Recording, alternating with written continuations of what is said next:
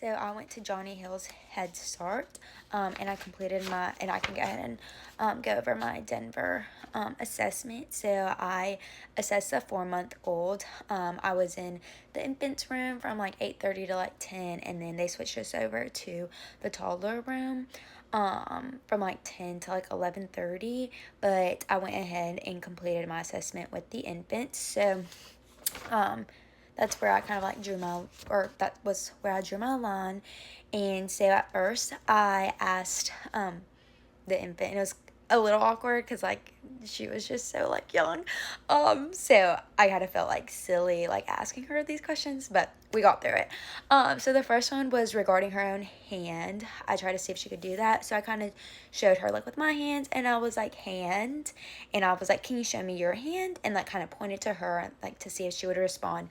And she kind of just like looked at me a little silly. So she failed that one and wasn't able to like kind of like at least put out her hand for me. It's kind of like what I was just trying to get her to do. But then I went to a little bit to the right and saw if she could like work for a toy. So she was kind of on her tummy, and I would see if like she was like kind of if she would be able to like crawl towards me for a toy. And she did. She came up to me, and I was kind of like, it was like a little rattle, so I was like rattling it, and I was like, look how cute, like, is this fun? And like kind of like asking her and like trying to see if she would like respond with like a laugh, smile, a squeal. And she did smile responsively, so she was like smiling as she was like crawling. So she passed both the smile responsively and working for the toy, but then failed the regard for her own hand.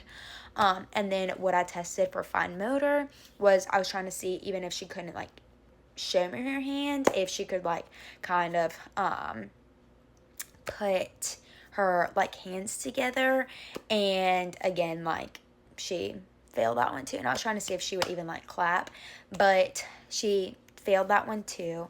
And then I tried to see if she would while she was like working for the toy, like for the rattle that I had, if she would try to like grasp at it, and she did. So she passed the grasping for the rattle, but then she wasn't really like she didn't really have much coordination with like her hands, I guess, or like knew what they were. But she passed grasping the rattle, because she was like, I worked for the toy, so now I want it. So she grabbed it. And then for language, for squeals and laughs, kind of like whenever I was trying to get her to like smile responsively to me, with smiling, she was like squealing and laughing. And so she passed those two.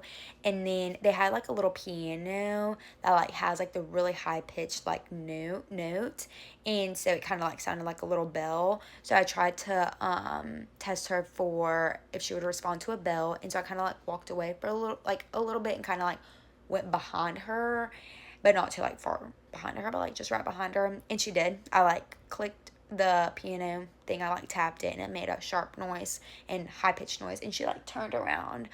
So she responded to it, so she passed that. And then for gross motor skills, I like stood her up on like this little kitchen set that they had, and saw if she could like bear weight on her legs, and she was able to, so she passed that. And then I saw like while she was on her tummy if she would like lift her head up at me at 90 degrees, and she passed that as well. So two safety guidelines that I saw for injury prevention during my time at the Head Start program was, one, just a constant supervision, especially outside in the playground with the infants. I think it's a very common thing that infants and just like toddlers in general want to like climb up the slides on like a playground set, and so the teachers were very good about intervening and making sure that the infants weren't trying to do that, and if they were, to try to like redirect them.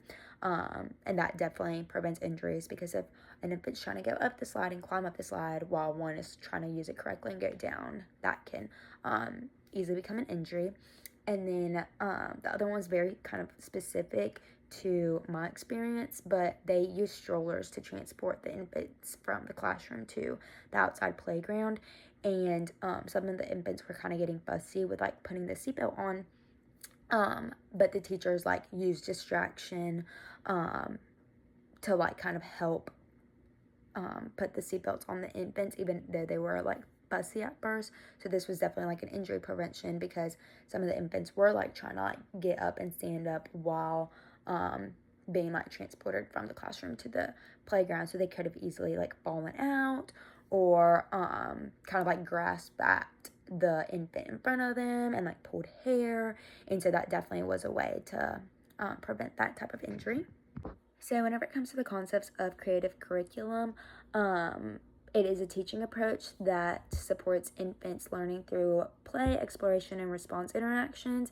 It focuses on promoting social, emotional, physical, and cognitive development through everyday experiences and routines. So one way in which I saw this was, it wasn't necessarily specifically one infant, but instead it was like all of them in the room. They had carpet time, and apparently they have carpet time every single day that they're in school. And this is just whenever the teachers go through nursing rhymes and go through the colors and numbers.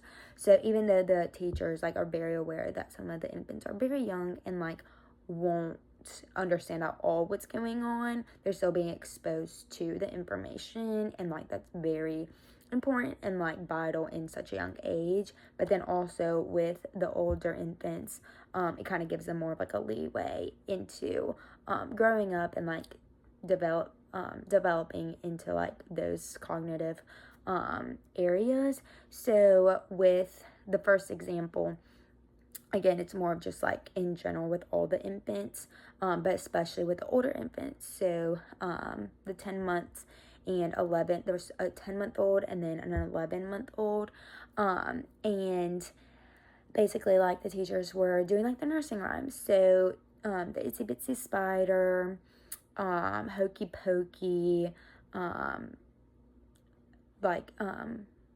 head, shoulders, knees, and toes, like all those types of like little nursing rhymes and like response activities.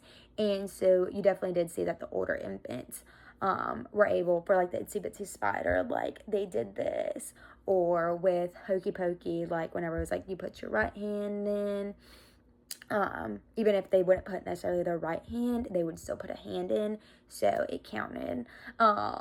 And they were like responding to it. And then the second example was specifically with that 11-month-old. The 11-month-old like would bring a book to the teacher, and like he did this like in various occasions. He just really liked the books. And it was a book about like farm animals, but each animal was like each page, and it was the sounds farm animals make.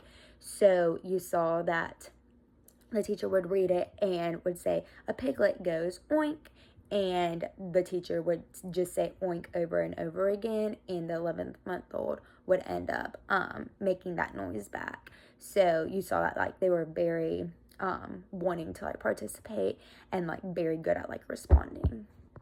Overall, I loved my time at the Head Start program. I think it was very great to see like my knowledge and like what I've learned in the class, especially about the developmental milestones, and then being able to apply it, knowing their ages and like what months they were, and kind of like realizing like, oh, they should be doing this, this, and this, and oh, they haven't met those milestones, but they are the age where they should. I think connecting the two was very neat.